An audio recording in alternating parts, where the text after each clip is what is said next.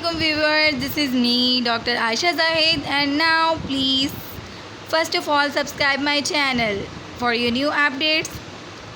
तो चलिए जी, आज मैं आपके लिए लेके आई हूँ कायनी का नेक्स्ट टॉपिक। जैसा कि हमारी पहली हमारी कंप्लीट हो चुकी थी पोजीशंस, तो आज मैं अब नेक्स्ट पोजीशंस आपके साथ चलते हैं जी स्ट्रेच स्टैंडिंग के साथ। मैं उम्मीद करती हूँ आपको मेरे पहले लेक्चर समझ आए होंगे जी। तो आज का टॉपिक हमारे पास बहुत आसान है जी। स्ट्रेच स्टैंडिंग का मतलब हमने साफ ज़ाहिर इस बात से हम अपने पॉइंट पे कम होते हैं। फटाफट come to our point. Now we discuss about this stretch standing. What is the stretch standing? इस सेम है स्टैंडिंग पोजीशन, ये सेम स्टैंडिंग पोजीशन की तरह हमारे पास होता है।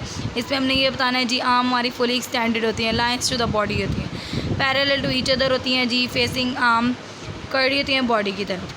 Same to as muscle work में इसमें हम आ जाते हैं जी। मसल वर्क हमारे पास शोल्डर इसके अंदर हमारे पास अबडक्टर शोल्डर के यूज़ होते हैं, एक्सटेंसर होते हैं और लेटरल रोटेटर्स होते हैं। लेटरल रोटेटर ये क्योंकि जब शोल्डर हमारा एक्सटेंसन में वर्क कर रहा होता है तो हमारे पास लेटरल रोटेटर इसमें यूज़ होते हैं, क्योंकि इसमें स्लाइटली रोटेट हो जाता है हमारा शोल्डर, जिसकी वजह से हमारे पास लेटरल रोटेशन भी इसके अंदर रोटेटर जो से शोल्डर के वो वर्क करते हैं strongly.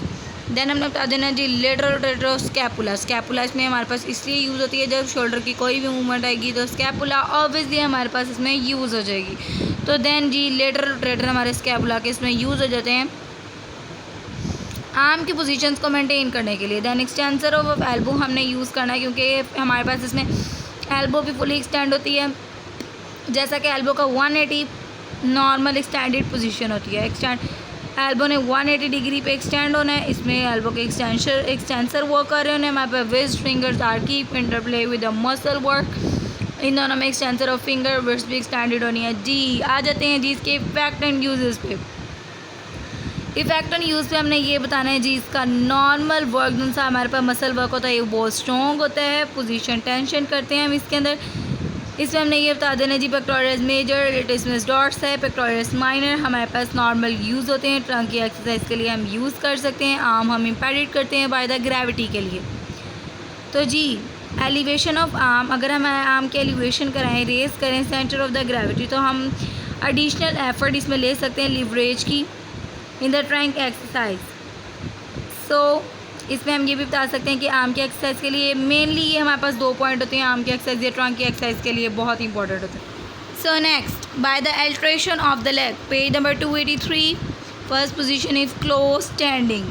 What is the meaning of close standing? Close standing is related to your toes are touching together. आपके टोज एक दूसरे को टच होने चाहिए, बीच में कोई भी बेस नहीं रहनी चाहिए। There is a no gap between your knee, between your toes, between your feet. Your leg are slightly rotated inward. Your leg are slightly rotated inward. Then when your leg are slightly rotated inward, your medial border of the feet are adjacent, your toes are closely, there is a short base between your foot. So now come to the muscle work. What is the muscle work in this? They are main muscles which is same as fundamental position as standing.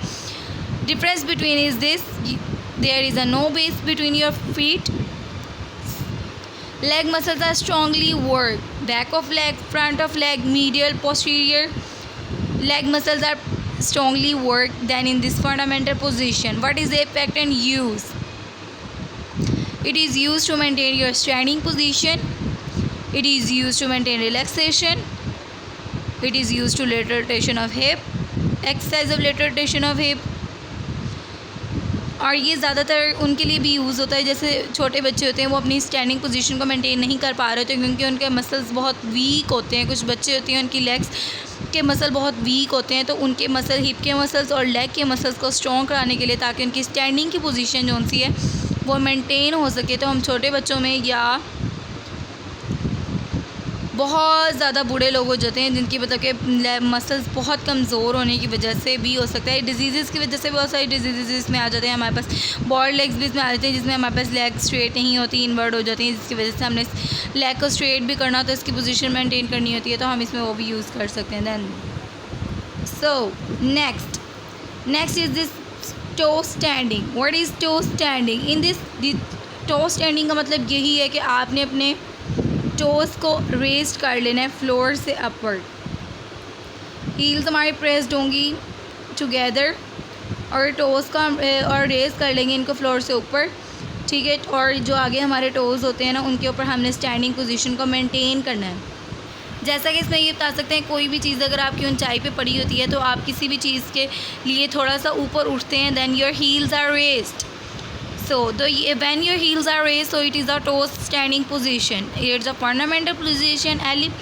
ये हमारे पास आती है जी, थोड़ी सी हमारे पास इसमें changing आ जाती है बस फंडामेंटल पोजीशन में, कि हमने इसके अंदर अपनी टोज़ को रेज कर लेना है। दैन इसके मसल वर्क में हमने ये बता देना है कि because plantar flexors are totally work strongly work because to maintain your position against gravity. अपनी पोजीशन को मेंटेन करने के लिए अगेंस्ट ग्रेविटी के अंदर प्लांटर फ्लेक्सर जो से हमारे एंकल जॉइंट के स्ट्रॉन्गली वर्क कर रहे हैं। Our leg muscles are strongly work in their fundamental positions to keep balance because all the position is same as standing position. There minor difference between their heels because in standing position your heels, your feet will match to the ground, but not in this position. In this position your heel are raised and your plantar flexors are working cause your position is on dorsal flexor. So now you come to your effect and use this. What is the effect of your main effect and use of this balancing positions? Your foot muscles, strengthening your foot muscles, braces, longitudinal arches. If your arches are not normal, so we use to this positions to maintain your arches and your foot maintenance. Foot maintenance के लिए भी बहुत ज़रूरी होता है हमारे पास कि हम फ्लैट फुट के लिए भी हमारे पास होता है पोस्चर मेंटेन करना चाहिए कि फ्लैट फुट होगा तो हमारे पास कोई भी आर्च नहीं होगी। फुट की आर्च को मेंटेन करने के लिए भी हम इसको यूज़ करते हैं। दिस पिक्चर से जी मैं आपको एक्सप्लेन कर रही हूँ कि ये कौन कौन सी पोजीशन है। ये हमारे पास टोस पोजीशन है जिसमें हमारे पास फीट हमारे पास रेज होते हैं। देन हमारे स्ट्राइट पोजीशन जो कि अभी हम पढ़ेंगे। देन हमारे पास वॉक पोजीशन हमारा नेक्स्ट पॉइंट है। तो चले जी, come to our topic, what is this stride position. Stride position में हमें ये बतानी है कि लेग आर्म हमारे पास थोड़ी सी अबडक्टेड हो जाती है बिकॉज क्योंकि हमारे पास फुट दोनों फुट्स के दरमियान में थोड़ा सा बेस आ जाती है, थोड़ा सा लेंथ आ जाती है, पार्ट हो जाती है। Fit remaining same angle, fit हमारे पास सेम एंगल में होते हैं जैसा कि 40 डिग्री नॉर्मल था, इसी तरह सेम एंगल में होते हैं, लेकिन हमारे पास इन दोनों के दरमियान में लेंथ इंक्रीज़ हो जाती है और same as in fundamental position. और उसके बाद हम ये बता सकते हैं कि वेट इक्वली डिस्ट्रीब्यूटेड होता है। मसल वर्क में जी हमने इसके अंदर ये बता देना कि मसल वर्क जो से हमारे फीट के जो से ग्रेटर दैन पेल्विस विड्थ हो जाती है ना दरमियान में, जिसकी वजह से हमारे फीट के मसल्स भी यूज़ होते हैं, पेल्विक के मसल्स भी यूज़ होते हैं, अबडक्टर ऑफ हिप भी, क्योंकि हिप थोड़ी सी अबडक्शन में चली जाती है तो हमारे अबडक्टर ऑफ हिप्स भी यूज़ होते हैं। दैन ये हमें ये पोजीशन जो हम इसकी इफेक्टिव यूज़ की बात कर लें तो ये पोजीशन हमारे लिए इसलिए हम इसको यूज़ करते हैं जैसे कि कई पेशेंट हैं हमारे पास, वो एक साइड पर अपना वज़न, एक ही लेग के ऊपर अपना वज़न सारा डाल देते हैं, दोनों लेग के ऊपर उनका वेट इक्वली डिस्ट्रीब्यूटेड नहीं होता, तो हम उन्हें ये पोजीशन बनाने के लिए कहते हैं to perform this exercise their weight are equally distributed in both legs and which is very effective for their base, for their weightage equally distributed and for their maintenance of their position. Or these positions are maintained in the frontal position, frontal plane, and it is easily to maintain this position. So now come to their next position is walk standing. What is the walk standing? Walk standing is this, then like we start a walk. First step, there is a length between 2 feet because we put a first step into the next step, so it is a walk standing. When someone calling you कि आप अपना एक step आगे करें और वहीं पे stop हो जाएं, तो एक आपका स्टेप आगे होगा forwarded leg, then your second leg is backward leg, जो एक पीछे लेग होगी एक आगे लेग होगी, पोस्टीरियर लेग होगी। वॉक स्टैंडिंग में हमने ये बता देना जी, वॉक स्टैंडिंग में बस एक फॉरवर्ड लेग होती है जिसके अंदर हमारे पास मसल काम कर रहे होते हैं, सेम लाइन में एक बैकवर्ड लेग होती है, बस इनके दरमियान में ये होता है कि हमारे पास फुट दोनों फुट के दरमियान में लेंथ आ जाती है ऑन द सेम लाइन। और ये भी हमारी पोजीशन इसलिए है कि ताकि हमारे दोनों लेग्स पे हमारा वेट इक्वली डिस्ट्रीब्यूटेड हो। Now they come to muscle work. Where is the muscle work? Muscle work में हमने ये बताना है जी, it is a main muscle which work is calf muscles of posterior leg. Therefore, the extensor of hip, extensor of knee, same as the fundamental position of standing is used in this step. Hip and knee or leg work strongly to maintain this position. Hip, knee and legs muscles are strongly worked to maintain this position. Now, what is the effect and use? Effect and use, because these exercises are in sagittal plane, anterior posterior direction.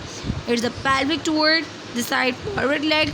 pelvic के लिए भी हमारे पास ये use होती है, pelvic की exercise करवाने के लिए, हिप की एक्सरसाइज करवाने के लिए, बैक ऑफ लेग के लिए, हमारी स्टैंडिंग पोजीशन को मेंटेन करने के लिए भी हमारे पास यूज़ होती है।